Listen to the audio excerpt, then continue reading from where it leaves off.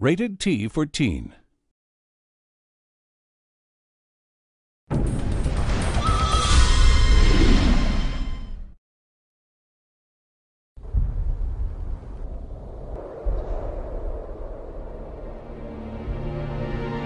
Hi and welcome to the first of 5 videos that will show you how to play World in Conflict. In this video I will talk about the basic gameplay in multiplayer. When you first join a server, you're asked to join a faction.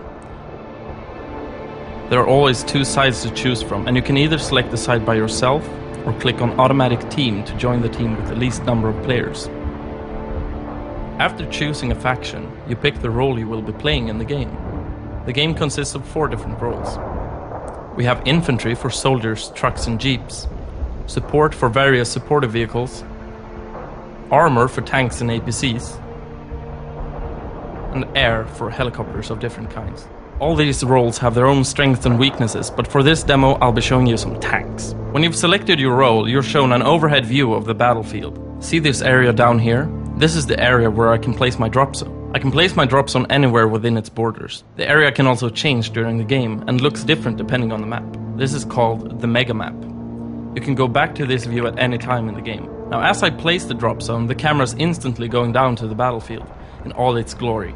With the mouse you can move the cursor to the 4 edges of the screen to move the camera, like this. You can go up, down and to the sides. You can also scroll the mouse wheel to move the camera upwards and downwards. The game is very scalable, so you can get in close to view the details.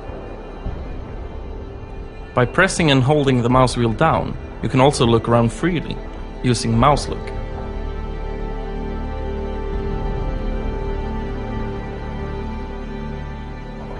By default, you move the camera around by pressing the W, A, S and D keys, like in your typical PC shooter. Combining all these different camera movement features, you get full control of your view and never get lost because of limiting camera views.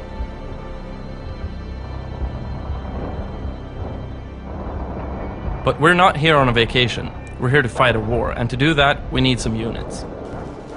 Units are ordered through the reinforcement menu, which is displayed in the top right corner here. Here you can see the units that are available to your role.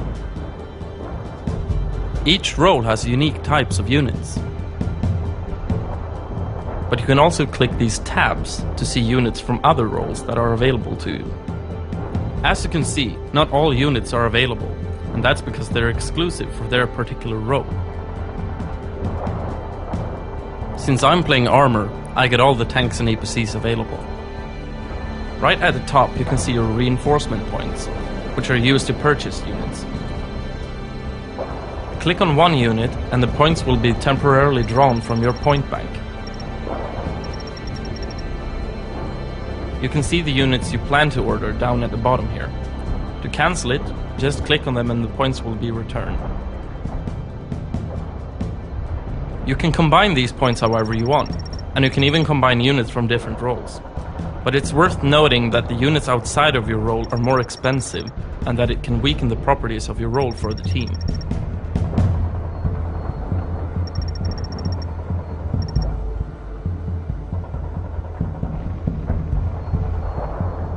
For now, I'm going to buy some tanks. I use the full point bank, all 6,000 points. Now this green smoke here represents my drop zone, so by clicking deploy now, we are airborne with your reinforcements, Tavarish Commandeer.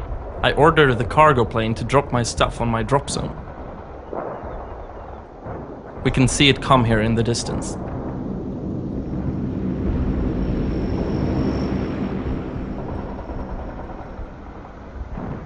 Alright, tanks. Now's a great time to show you how unit control works. Using the mouse, I can left click and select singular units, or left click and drag to make a selection box around them. I can also double left click on a unit to select all of the units of the same exact type. At the bottom here are icons representing every unit as well, and I can do the same thing here. As for movement, you use the right mouse button and click on the ground. The units you have selected will go wherever you right-click. Medium armor moving to the destination. Armor moving out. Heavy armor here. You can also right-click on the units to move the camera to those particular units. Or double right-click to have the camera follow them automatically. Yes, heavy armor, on the move. And while driving might be fun, they have those guns for a purpose. This is war after all, and it's time to put these tanks to good use. Heading out. Up ahead is a command point. In this particular game mode, the map is won by capturing and controlling command points that are spread out over the map. To capture a command point, you have to bring units into the connected circles, like these two. Oh, wait a minute. Looks like the enemy is onto this one here. The red color of this leftmost circle shows that there's an enemy presence there. About time to head in for an attack. T-64, ready for battle. At the moment, I can't see the enemy, because the hills are blocking my view. But as the tanks approach, the enemy is uncovered, and the tanks start attacking automatically. That tank is shooting at us. Now I'm not about to leave it up to my men to do this by themselves, so I'll make sure to move the tanks around a bit and flank the enemy. I can also focus their fire on specific enemies by selecting them and right-clicking on the enemy. These enemy tanks are going to bite the dust. Let's get the T-64 hostile targeted. Lock in, engaging. Hostile targeted. Killing from the destination. It's not possible.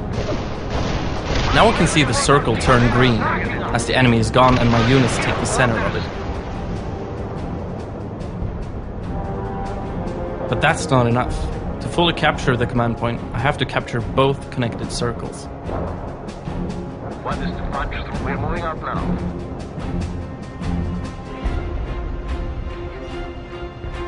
Give us the command. We can roll on the beam steady. Nobody's coming here. Armor, we're moving up now. Heavy armor. By doing this, the domination bar in the top middle will push to my favor, and if pushed far enough as the time runs out, my team wins. I can also win by pushing the bar all the way to its rightmost end. And that's the basic gameplay of World in Conflict.